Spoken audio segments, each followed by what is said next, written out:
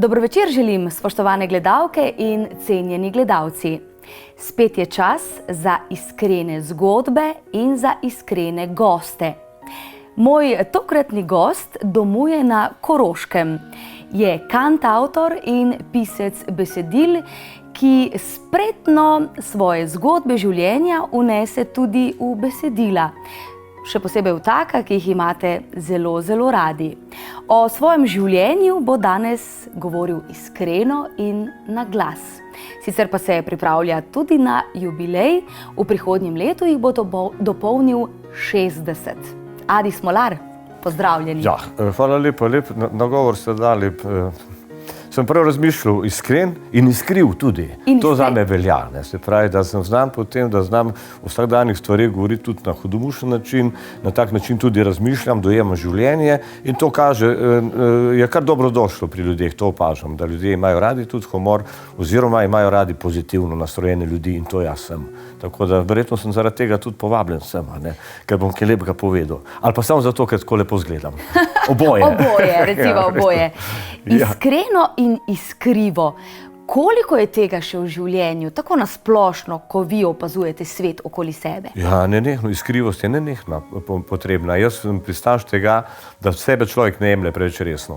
Se pravi, da se ne poveličuješ že zaradi tega, ker smo minljivi, ker smo del nekega univerzuma, nedoumljivega, o tem celo pojem v eni svojih pesmi. Se pravi, da z enim čudenjem, pa z eno hvaležnostjo sprejemaš sebe in vse to, kar se ti dogaja in to, kar te obdaja, spoštuješ. In predvsem je pomembno to sem se naučil, da ne preveč lepiš po tistem, česar nimaš, ampak da dosti bolj ozavestiš to, kar ti je dano, da se zavedaš tega, kar že imaš in da tisto potem s pridom uporabljaš, se zahvaljuješ za to in če imaš malo več česa, tudi deliš z drugim. Zakaj ste vi najbolj hvaležni v življenju? Življenje je že samo po sebi. Jaz pravim, kdorkoli se je rodil, ta je velik dobitnik loterije. Je po mojem dosti težje se roditi, kot pa zadeti sedmico 7-krat zapored. To je zelo mala verjetnost, da nastaneš. Ravno zadnjič sva se z mlajšim sinom pogovarjala v prvi svetovni vojni, to se zdaj uči v 9. razredu, in sva resnično prišla do tega, ker je po mamini strani dedek se je boril na soški fronti in je že kazalo, da bo umrl. Je zbolel za tifusom, je bil že v prostoru, ki ne bi umrl, ampak je nekako vseeno preživel in potem se je poročil in potem imel 8 otrok, med njimi tudi mojo mamo, se pravi, moja mama je potem prišla na Koroško iz Prlekije, da je spoznala očeta, se pravi, da ne nadaljujem, zelo kopica ljubezni se mora zgoditi, kopica srečnih naključij, da se rodiš. In to pomeni to, se pravi, da ti je dano življenje, da ti je dana pamet. Zelo pomembna stvar, se pravi, nam je dana pamet, s katero lahko razmišljamo, se sprašujemo, ugotavljamo, vse mogoče, nažalost, jo premalo koristimo v vsakdanjem življenju, ampak pamet je zelo pomembna stvar, ki nas dela seveda potem tudi malo bolj pomembne na tem svetu, kot pa da bi zgolj predstavljali samo eno obliko življenja, ki jih je prepolno na tem planetu. Ljubezen je čudovita stvar, čustvo, možnost čustvovanja, to je zelo pomembna stvar in jaz sem velik pristaš tega, da se to goji. Hvaležnost, darežljivost, ljubeznivost, kakorkoli že. Potem pa gremo naprej, se pravi, potem prihajaš pa že do vsakdanjih stvari. To, da sem rojen v Sloveniji, sem zelo vesel, zelo počaščen. Hvaležen? Hvaležen, ja, ker je čudovita dežela. Spet ena izmed stvari, ki si jih premalo zavedamo Slovenci, prehitro povesimo nos, pa govorimo o tegobah, pa tako naprej. In nam je marsikakšen narod, oziroma nam zelo zavida to, kar mi že imamo. Tako da, če se tega zavedaš, če to ceniš, obilje pitne vode, kot prejš pipo, voda preteče. To ni samo po sebi umevno. 1 milijarda ljudi na tem svetu je brez pitne vode. Se pravi, ozavestiš majhne stvari. Potem prideš pa seveda do ljudi, ki jih imaš rad, ki jih spoznavaš, ki živijo s tabo, ki jih srečuješ skozi življenje in potem, če že drugo ne, pogledam svoja 2 sinova in tudi si rečeš, kako lepo je živeti. Tako da razlogov za to, da se veselimo življenja, je mnogo več, kot pa jih si upamo priznati oziroma kot jih opazimo. Večkrat se usmerjamo v banalnosti, prerado nam zamegli pohlep ali pa zavist nam zamegli razum, neke želje, pretirane, medtem ko jaz pravim, sreče je zelo veliko, naokrog samo odprte oči moraš imeti, pa odprto srce. Potem je pa glasba, tudi čudovita stvar. Jaz sem srečen, sem počaščen tudi na tem, da me ljudje poslušajo, da mi je dana možnost svoje misli, svoje razmišljanja, svoje komentarje, opazovanje, izraziti v pesmih in ljudje to pol poslušajo jaz. Zakaj bi ne bil srečen? Je pa res razlogov zelo veliko, niso samo tisti razlogi, ki so na piedestalu, ponavadi uspeh, pa denar, pa lepota, pa uspeh. Ne. So lahko tudi zelo, zelo nižje ti dosežki, ki so zelo dosegljivi vsakomur in se najde hitro razlog za srečo. Jaz vas gledam kot enega srečnih Slovencev, čeprav ste že mnoge preizkušnje so vas pestile v preteklosti, tako kot vse. Ste pa tudi eden redkih Slovencev, ki ste o svoji ločitvi bili pripravljeni govoriti na glas. Ponovadi je to bolj domena žensk. Ja, ne pa ne. Mislim, da kar precej govorijo, čeprav napako delajo tisti, ki govorijo zaradi tega, ker preko medijev razčiščujejo kakšne svoje odnose. Tisto je zelo napačno. Se pravi, da dva, ki ne najdeta dialoga, potem izrabljata medije in v javnosti potem, kot rečemo, pereta umazano perilo. Teda radi ljudje posežejo na tak način. Tudi name so zelo pritiskali, ko sva se ločevala, ne predstavim svojo plat zgodbe. Jaz sem se pohecal, sem rekel, bi bili najbolj veseli, če bi zadnjo plat pokazal, jaz potem bi bili navdušeni. Kakorkoli že, so stvari, ki spadajo v javnost, so stvari, ki ne spadajo v javnost, ampak kar se deva ločitve, je pa seveda zelo pomembno, da se ohrani dostojen odnos, prijazen odnos, kakorkoli že. Človek, ki si ga imel nekoč rad, jaz sem globoko začuden, če potem pride do tega, da nekoga, s katerim je živel, potem ne prenese več oziroma ga celo ponižuje ali pa žali in tako naprej. To ni prav, nekako. Če imaš rad, če več nimaš tako zelo rad, pa to še ne pomeni, da moraš sovražiti, ampak ohraniš tiste lepe stvari v spominu in jih gojiš naprej. Ker je to, jaz pravim takole, tisti človek, ki grdo govori o partnerju, ki ga je zapustil ali kakorkoli že, s tem kaže, da pravzaprav nikoli ni imel rad tistega partnerja, ampak je kvečjemu čutil posesivnost. Ker človek je posesivn, on je užaljen, ko ga nekdo zapusti. Ljubeč človek ni užaljen, je samo žalosten. Je žalosten, ampak s tem, ko je nekdo se odločil, da bo sam živel, mu ne odreka te pravice, mu zaželi vse dobro, pretrpi tisto svojo žalost in hkrati ga raduje to, ko vidi bivšega partnerja, da bivši partner lepo in srečno nadaljuje svojim življenjem, pač po drugi poti, pa z drugim partnerjem. Ljudje si moramo privoščiti dobre stvari. Tisti stavek, če ne boš moja, ne boš od nikogar in takšne stvari, to so globoko bolane duše, ki to trdijo, ki to govorijo in bolani so tisti ljudje, ki to odobravajo. Zato sem napisal ravno pesem, če te ena noče, te pa druga hoče, ker sem na bolj lahkoten način se lotil te teme z željo, da bi malo podučil pa spodbudil ljudi, ne tako klišejsko odreagirajo, ko se ločujejo, ampak ne se skušajo čim bolj razumno obnašati v dobrobit sebe in dobrobit tudi partnerja. In potem vseh ljudi, ki obdajajo te ljudi. Zelo pomembno je, da se ljudje podučimo, da ne nasedamo zgolj, odreagiramo zgolj nagonsko.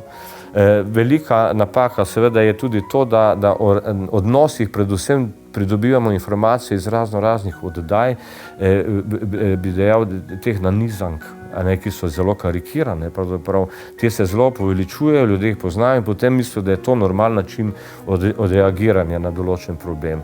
Jaz sem proti tem kakršnemkoli dramatiziranju, sem za globok, prijazen pogovor, odnos in kot sem dejal, predvsem se mora človek naučiti brzdati samega sebe. Je treba delati. Sem že pred leti napisal s to željo ravno, da bi se ljudje zavedali, da so odgovorni za svoje dejanja, tudi odgovorni za svoje želje, za svoje misli. In na novi plošči, ki sem jo zdaj napisal, sem večkrat, večjih primerih sem kar sprostil to svojo, bi dejal, to svojo modrost, recimo, majdun, da lahko rečem že modrost, saj sem že toliko v letih. In sem potem na preprostih primerih dal ene poduke, vsem dobrodošle, kako se pravzaprav soočati z življenjem in kako se znati obnašati dostojno in človeka vredno. Ampak a je ločitev od partnerja, od, ne vem, družine, od česarkoli, z ločitvami se tako ali drugače srečujemo, ena večjih stisk, ki jo lahko doživi človek?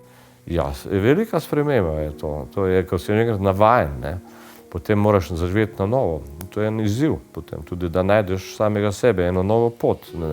Res je pa tudi to, da ta ločitev, se grozno sliši, pravzaprav ločitev je samo tisti papir, s tistim papirjem, ki sta ga dva, ki sta bila poročena imela, tisti papir potem ne velja več, tisto, kar sta podpisala.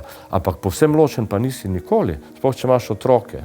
Tako da tista ločitev, kje je zdaj ta meja ločitve, ves čas si starš, še zmer si bivši partner, to te spremlja do konca življenja. Tako da do tistega prav nekega rigoroznega razhoda pravzaprav ne more priti, če si odgovoren človek.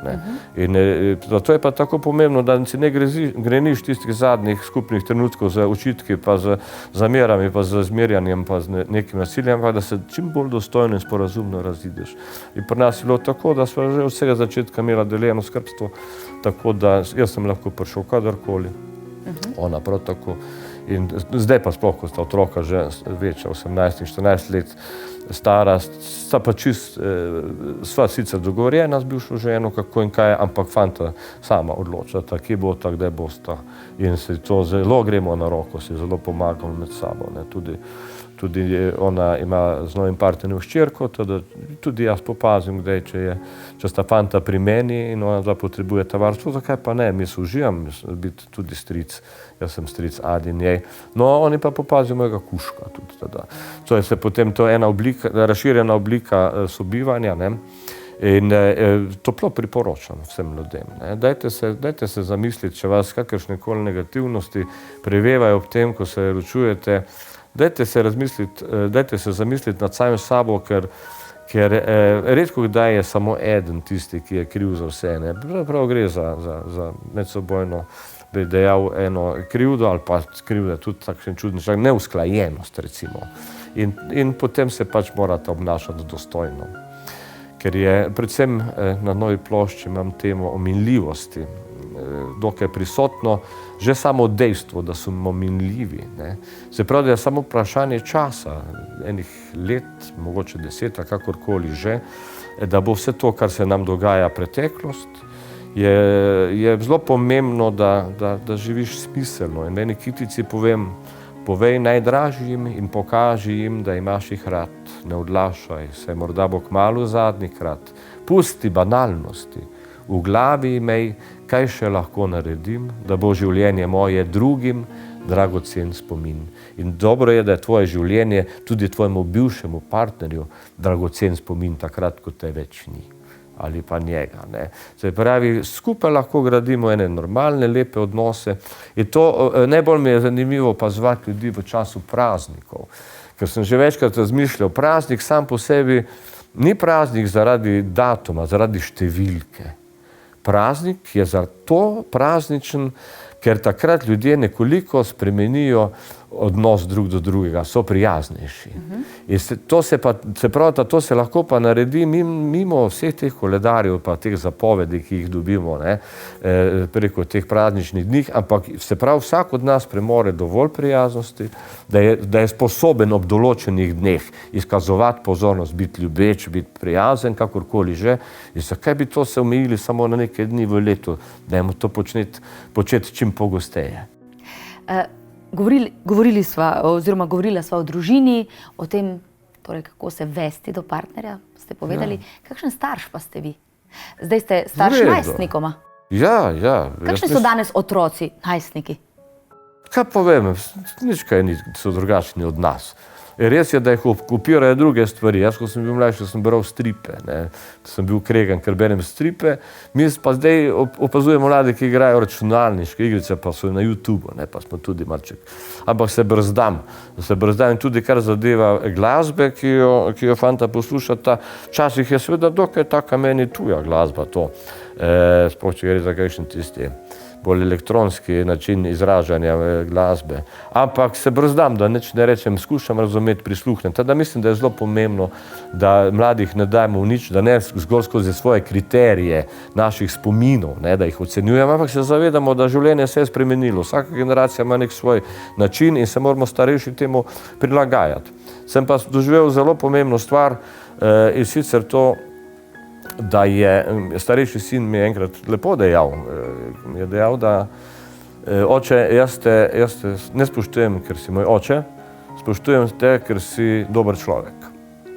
Dobra misel in dober poduk vsem nam, zgolj to, da si starš, to ti še ne daje pravzaprav argumentov za to, da boš v otroških očeh spoštovan. Starši se moramo spoštovanje svojih otrok prislužiti. Z vsakdanjimi pogovori, s tem, da jim znamo prisluhniti, jim stojimo ob strani, da jim ne težimo, da jih ne zgolj popravljamo, ampak da jih sprejemamo, da jih spodbujamo. Ne? In je to, mislim, da pogosto se zgodi, da človek odrasel argumentira svojo pomembnost zgolj skozi to, jaz sem tvoj oče, jaz sem tvoja mama, imaš, da me ubogaš. Ne, mislim, da je treba na drugačen način to narediti. In če mi je to uspelo, kot kaže mi uspeva, potem je kar dobro. Je pa tudi res, da sva za bivšo ženo zelo usklajena, tudi kar se tega tiče, da res se drživa tistega, kar je nekdo dejal, tudi drugi upošteva. Se obveščamo med sabo, tako da se ne grevamo na skriž, ker to je tudi zelo pomembno, da sta oba starša nekako usklajena, da ne pride strani enega starša do enega načina tretiranja vzgoje, vzgojnih prijemov, pri drugem pa drugače. Fajn je, da se to dogovarjata in to, ker gre. Ne opažam nobenih kakšnih izrazitih tistih pubertetniških gibov, ta večji je tako že polnoleten, ta mali bog mal. Tudi zdaj šel v srednjo šolo, odraščata in meni je všeč in jaz uživam v tem. In ste ponosni, ne? Ja, seveda sem, vesel sem in pravzaprav tudi to je pomembna stvar, da prepoznaš dragocenosti v svojih otrocih, da jih ne samo primerjaš z drugimi, mora biti v določenih stvarih uspešnejšimi otroci, ampak vsak je dragocen, vsak ima kakšne svoje vrline in te je dobro prepoznati. Ni dobro zgolj primerjava, pa ni zgolj dobro klišejsko jih tretirati. Prerado se zgodi, da otroke tretiramo klišejsko, preko ocen v šoli recimo, ali pa preko določenih hobijev, pa tako naprej, to je v redu, to ni v redu. In tudi zelo se izogibam izrazu priden, ne? Slovenci imamo izraz priden, bil je zelo priden, pa tako naprej, ampak se mi zdi dosti primernejši izraz odgovoren. Naš je pa zelo odgovoren. Mislim, da je ta izraz dosti boljši, ker pridnost včasih pomeni tudi plahost, pretirano ubogljivost, neizražanje svojih želja in svoje volje, kar je pa dolgoročno škodljivo. Tako da ne hlepim potem, da bi bili otroci pridni, ampak prav je, da so odgovorni. Lepo povedano. Tudi sama se strinjam s tem. Koliko pa ste vi bili v življenju prilagojeni in kolikokrat neprilagojeni? Tudi ena izmed vaših pesmi govori o tem. Ja, druga plošča, oziroma tretja plošča, ki sem jo posnel 24 leta, ima tudi pesem Neprilagojen, to sem naslovil. V določenih stvarih sem zelo neprilagojen. Na primer? Se tudi vidi že po videzu, ne. Ja, to, da bom zdaj 60 let star, nas ni dosti 60-letnikov takšnih, kot sem jaz. Ampak to ni, tega nimam jaz zaradi kakršnega koli uporništva ali pa zaradi kakšnega, da bi želel imidž takšen, ne, meni je všeč biti tak. Se prav zelo pomembna stvar je, da je človek iskren do samega sebe, da si takšen, kot si, da se ne obremenjuješ predvsem s tem, kaj si bodo drugi mislili, kaj ti mar. Drugi se ukvarjajo sami s sabo. Ne. Ljudje se preradi nekako pustimo okloniti nekim pričakovanjem tujih ljudi, tistim tujim ljudem pa pravzaprav niti nekaj dosti mar, kako se mi počutimo. Oni neke svoje lastne travme včasih na tak način rešujejo, da se obremenjujejo z drugimi ljudmi. Se pravi, dobro se je treba počutiti v svoji koži, imeti mirno vest, zelo pomembna stvar, in delovati dobro, ne v škodo nikogar in jaz se tega držim. Zdaj, moja neprilagojenost mora biti najbolj izrazita v tem, da nisem človek čredništva. In to tudi pozivam v tisti pesmi prav tako ljudi. Ne nasedati temu, kar večina hoče, ne slepo slediti nekomu, ki je spreten govornik, ampak vsako stvar naj človek samo zavesti, se poglobi v njo, naj jo sam spozna in potem naj si ustvari mnenje. V današnjem času je prevečkrat se to zgodi, da ljudje kar stečejo, nekdo nekaj reče, nekdo nekaj izjavi, ima kakšen predsodek recimo, in hitro se najde kopica ljudi, ki mu slepo pritrjujejo in to ni dobra stvar, zaradi tega, ker to lahko pripelje do zaslepljenosti in takšne ljudi je bolj težko prepričati v nasprotno. Ko se že enkrat odločijo, da je nekaj narobe, da je nekdo kriv vsega, da je nekdo kriv za to, da njemu ni dobro, pa to človek nosi veliko večjo mero odgovornosti za svoj lasten položaj, pa za karkoli že. To se tudi imam na novi plošči pesem Vse bo šlo, ker tam globoko o tem govorim.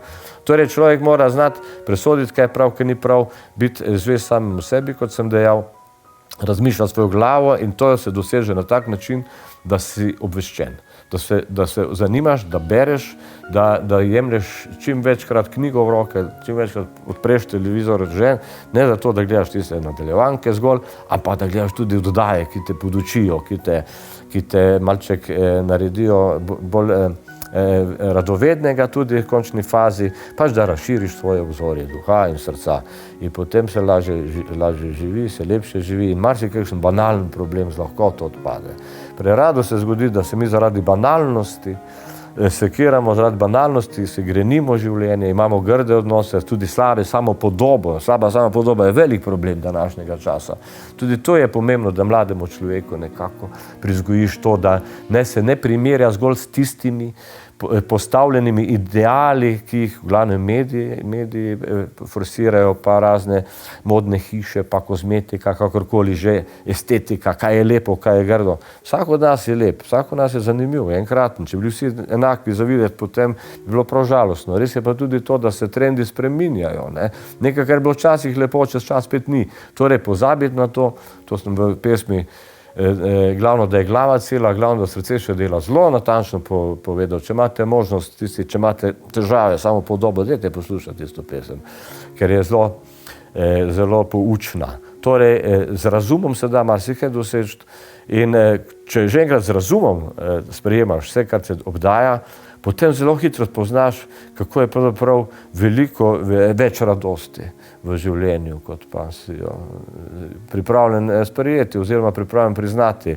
In potem je življenje zabavno. In hkrati, ker je življenje zabavno, te potem tudi misel na minljivost, ker polno živiš, te misel na minljivost ne plaši.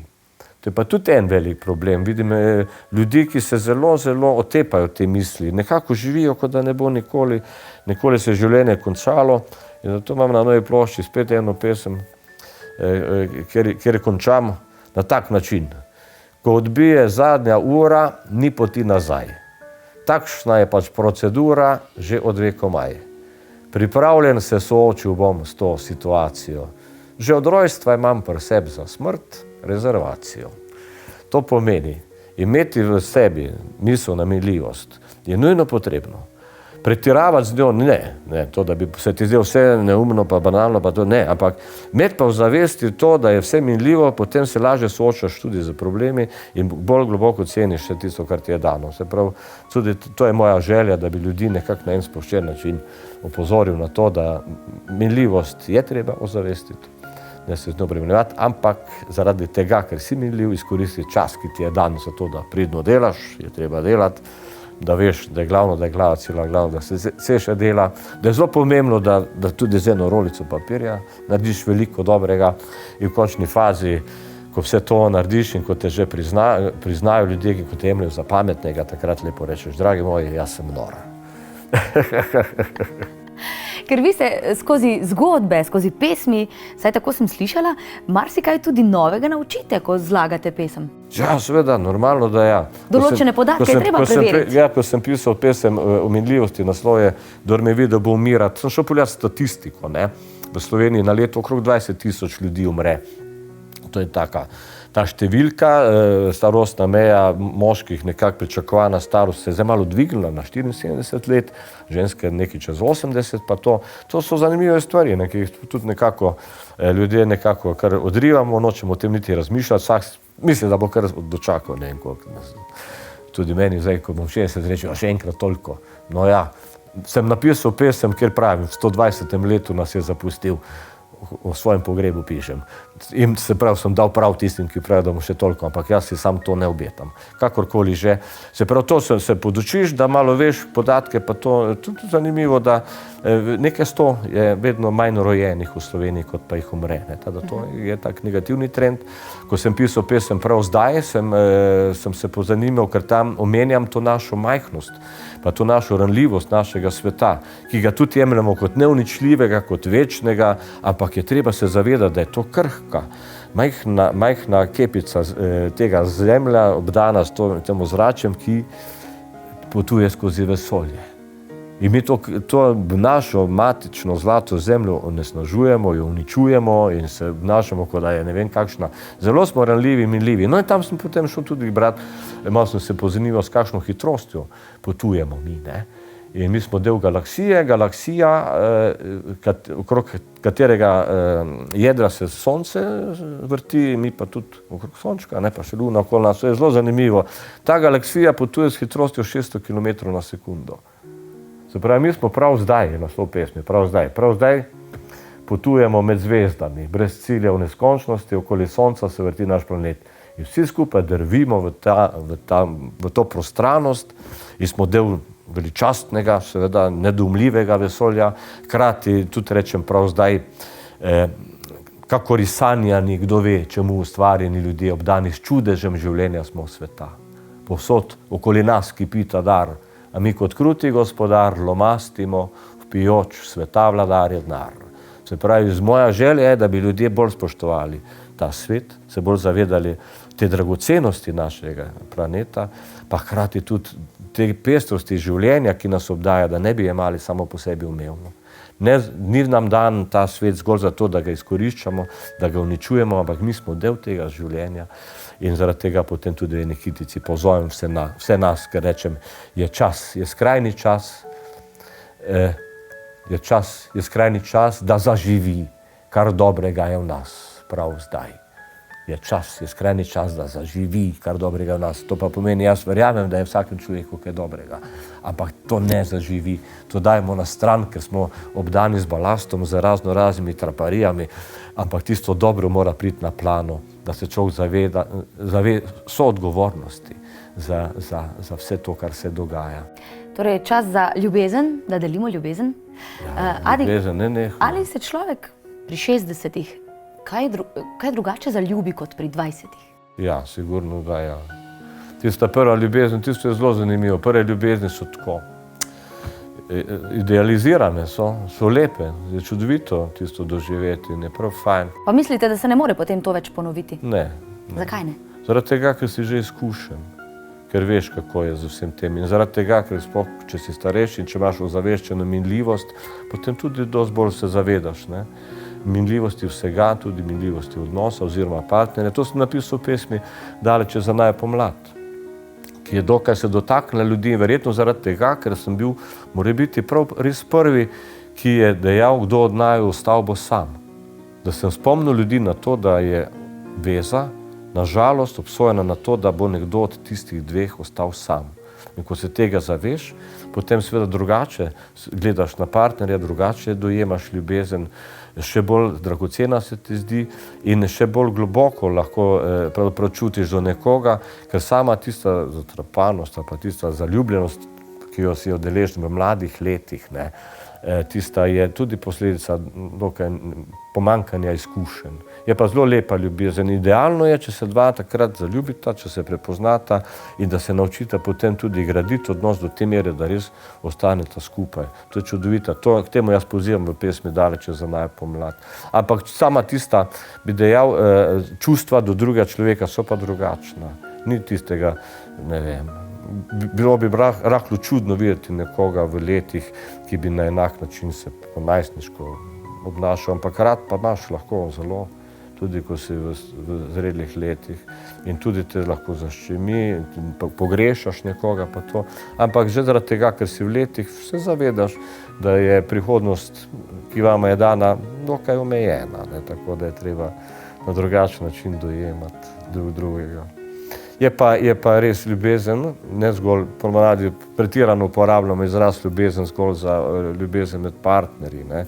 Ampak jaz sem velik pristaš tega, da se čutijo, da ti občutki prevevajo tudi, ko opazuješ naravo, tudi ko si v odnosu z drugimi ljudmi, z drugimi bitji, ki so na tem planetu, tudi tam je veliko ljubezni. So tudi ljudje, ki čutijo to ljubezen do Boga, ne? Tudi to, oziroma Božjega, jaz raje rečem. Se pravi, zelo pomembno je, da človek v sebi poišče te občutke, ker zaljubljen človek, ki ljubi, mu je ljubo živeti in ljubo mu je usrečevati ne zgolj ljubljenih oseb, ampak tudi vse drugo. In to je ena pomembna stvar, ljubezen. Ravno v dobrobit vseh nas nam je dana in jaz sem velik pristaš tega, da se jo goji. Kaj je vam najbolj ljubega zdaj v tem prazničnem decembru? Kaj imate radi? Jaz imam zelo rad te praznike, zaradi tega, ker ko sem odraščal, je bilo dokaj pomanjkanje, ne? Ampak ob prazničnih dneh nam je bilo pa dano nekaj več. Ne? Takrat smo bili obdarovani, sestro sva bila, zelo mi je ostalo v spominu, da sva za novo leto dobila vsak eno polkilsko čokolado in to je bilo wow, ne? Ker je sicer nisva dobila. In okraševanje smrečice mi je zelo ljubo in uživam v tem tudi še zdaj, čeprav spomnim se zelo, da smo sami delali okraske še v času mojega otroštva. Danes imamo pač te lučke, pa to, ampak vse je malo spremenilo. Teda ta prazničnost mi je zelo všeč te lučke, ampak kot sem že na začetku dejal, najbolj mi je všeč ravno to, zato tako imam rad te praznike novoletne, ker so ljudje malo boljši drug do drugega in si želijo, iskreno si želijo ljudje dobre stvari. Zato mi je ljubo. In uživam, seveda, všeč pa mi je tudi to, če je zima takšna kot je, se pravi, upam, da bo do Božiča kaj snega zapadlo, ker to mora biti tista belina, potem še bolj poudari tisto zelenje, ki ga imamo v smrečicah doma, pa tiste lučke, pa to. A pa če pa ne, pa spet nič hudega, ker to sem pa tudi že napisal pred leti eno pesem, kjer pravim, tam, kjer lahko kaj narediš, kjer kaj spremeniš, spremen, tam, ko pa nič ne moreš, pa rečeš taga, daga, da. Teda, če ne bo snega, bom pač rekel taga, daga, da. Tole ploščo z naslovom Prav zdaj bova nekomu poklonila na Facebooku, kamor morate zdaj seveda priti, spoštovane gledalke in gledalci.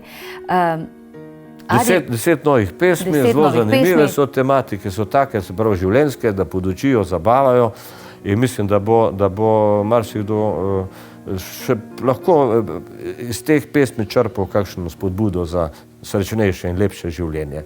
Morebiti pa se kdo najde tudi pa podari to ploščo, tudi mislim, da ni slabo, ker jaz pišem take pesmi, ki so vredne večkratnega poslušanja. Adi, 60 let se bliža, kako boste jubilej prihodnje leto praznovali? Kaj pa vem, jaz priznam, da malo sem že praznoval letos. Moji sošolci iz faksa, dva sta že imela 60 let in smo naredili eno zabavo in jaz sem se malo prištulil zraven, tako da smo mi pravzaprav že par mesecev je bilo samo pač razlike, da to ni nič hudega. Če smo bili že zbrani, so tudi na tortu še moje ime dodali, ne. Tako da sem po tej plati razbremenjen. Nikoli nisem kaj na veliko praznoval, teh obletnic pa tako naprej, v družinskem krogu vedno, ampak kar zadeva pa teh okroglih obletnic, spet skozi prizmo oziroma skozi dojemanje življenja, ki so minljivost. Jaz pravim, dragi moji, tisti, ki slavite, pa dajete pozornost ljudem, ki imajo okroglo obletnico. To je lepa reč. Samo človek, ki je star 51 let ali pa 61 let, je tudi vreden spoštovanja pa pozornosti. Tako da sem velik pristaš tega, da se ne praznuje zgolj tistih okroglih obletnic, ampak da se vse na nek način tudi še ostale praznike izkoristi. Pa ne zato, da bi se, tako jaz tudi dojemam, ne gre za to pravzaprav praznovanje, da bi samega sebe hotel nekako osrečevati. Pravzaprav je to en fajn razlog, oziroma ena spodbuda, da ljudi nagovoriš, da si vzamejo čas. Tako da ti prazniki so dobrodošli zaradi tega, da se utrjujejo ene vezi, ne. Tako da, čeprav sem dejal, da sem bil že na tej zabavi, že soudeležen, verjetno, da bom vseeno tudi nekaj podobnega še enkrat naredil, boljše dvakrat kot pa nikoli, ne. Iskreno vam želim vse dobro, naj jih bo 60 ali pa kakšno več. Ja. Hvala lepa, ker ste si nocoj vzeli čas, naj vas spremlja ljubezen in iskreni ljudje, to vam iz srca želim. Jaz se potrudim, da me obdajajo ljudje, ki mi prinašajo veselje in tudi ljudem to priporočam, vsem vam. Če vam nekdo greni življenje, ni dobro, dajte se izogniti, recite taga, daga, da, ali pa si zapojete kakšno pesem in iščite tam, kjer je vredno iskati. To pa pomeni, da si obdan z ljudmi, ki te osrečujejo, ki ti dajo nasmeh, prikličejo nasmeh na obraz in če se z njimi potem odpraviš po poti skozi življenje, ti je lepo na tej poti. Vse dobro želim in pa čim večkrat la la la la la la la la la la la la la la la la la. zapojte si, pa se vam bo dobro godilo. Slišali ste, kaj vam svetuje Adi Smolar, in iskreno mislim, da se je tega vredno držati. Tako kot je vredno verjeti tudi v svoje sanje, kajti saj veste, te vedno pridejo z razlogom. Adijo, hvala lepa, vam pa lahko noč.